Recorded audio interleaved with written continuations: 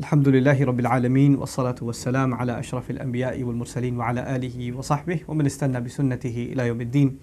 আল্লাহুম্মা ইজআলনা মিনহুম ওয়া মিনাল্লাযিনা আমানু ওয়া আমিলুস সালিহাত ওয়া তাওয়াসাউ বিল হক ওয়া তাওয়াসাউ বিস sabr আমিন ইয়া রাব্বাল আলামিন। আসসালামু আলাইকুম। কোরআন উইকলি আজকের ছোট্ট রিমাইন্ডারে আমি আপনাদের সাথে সূরা আল ইমরানের ৭৬ নং আয়াতের শিক্ষা শেয়ার করতে চাই।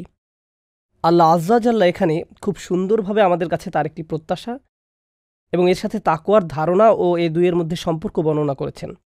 আমরা সবাই শুনেছি আল্লাহ স্মরণ, আল্লাহ ভীতির কথা এবং আল্লাহকে অখুশি করা থেকে নিজেকে রক্ষা করার কথা। কোরআনে আল্লাহ তাকওয়ার কথা বলেছেন বিভিন্নভাবে।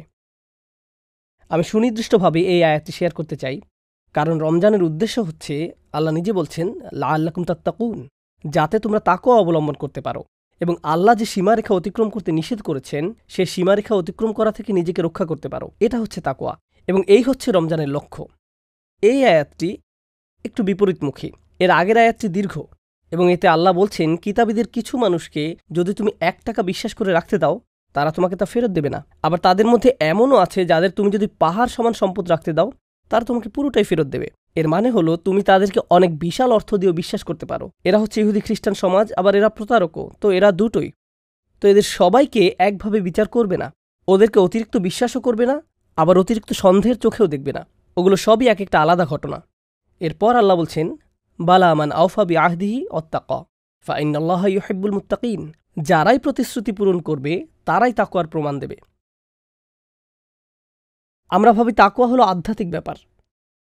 এই আয়াত অনুযায়ী তাকওয়ার মানে হলো ওয়াদা করে সেটা পূরণ করা। আমরা ভাবি তাকওয়া হলো আধ্যাত্মিক ব্যাপার যা আল্লাহর সাথে আরও একত্ব করে। যত বেশি প্রার্থনা করবেন, যত বেশি দোয়া করবেন, যত বেশি নিজেকে আধ্যাত্মিক কাজে জড়াবেন, তাই তাকওয়া বৃদ্ধি করে। এবং এটা সত্য, এটা আংশিক সত্য।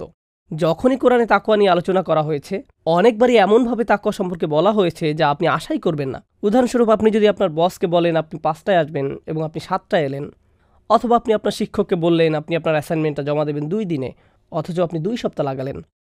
সবই হচ্ছে আপনার কথা রাখা না রাখার উদাহরণ। মনে আছে ১ টাকা অথবা পাহাড় সমান সম্পদ, ছোট অথবা বড়। এ আয়াতে এটা আর আহলে কিতাবীদের বলা হচ্ছে না। বালা মান আওফা বিআহদিহি ওয়াত্তাকা, যারাই প্রতিশ্রুতি পূরণ করে তারাই তাকওয়ার প্রমাণ দেয়।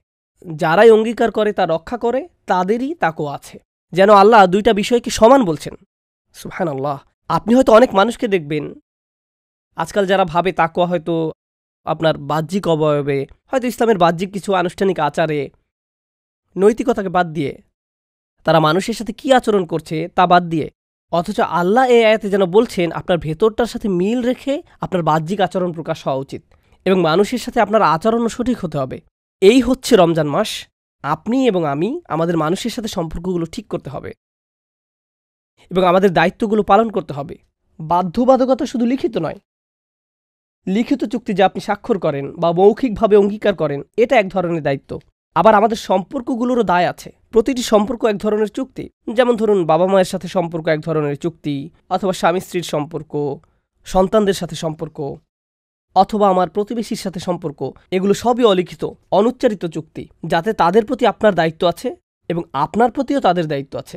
এই আয়াত অনুযায়ী তাকওয়া হলো আমার সন্তানাদি, আমার স্ত্রী, আমার পিতামাতা, আমার বন্ধুবান্ধব এবং অন্য মানুষের প্রতি আমার যা দায়িত্ব সেটা সঠিকভাবে পালন করা। তো আমি সত্যি আশা করি যেন আমরা এই মাসে তাকওয়া অবলম্বন করতে পারি এবং এর অংশ হিসাবে আমরা আমাদের সম্পর্কগুলো ঠিকঠাক করে নিতে পারি। আমাদের দায়িত্বগুলো সঠিকভাবে পালনের মধ্য দিয়ে, সময় দিয়ে, অর্থ দিয়ে, যদি তারা আমাদের কোনো সাহায্য চায় সেগুলো পূরণ করার মধ্য দিয়ে, যদি কোনো কথা দিয়ে তা না রেখে থাকি সেটা পূরণের মাধ্যমে, আমাদের কাছে যদি তাদের কোনো প্রত্যাশা থেকে থাকে যা যৌক্তিক এবং আমরা তা এতদিন পালন না করে থাকি, আমি আশা করি আমরা এখন থেকে ঠিকঠাক সেটা পালন করতে পারবো এবং এর ফলে আমরা আরও বেশি তাকওয়া অর্জন করতে পারবো। কারণ আল্লাহ বলছেন ফাইন্নাল্লাহা ইউহিব্বু আল মুত্তাকিন, নিঃসন্দেহে যারা তাকওয়া অবলম্বন করে আল্লাহ তাদেরকে ভালোবাসেন। আল্লাহ আপনারা আর আমার এই প্রচেষ্টাকে ভালোবাসেন।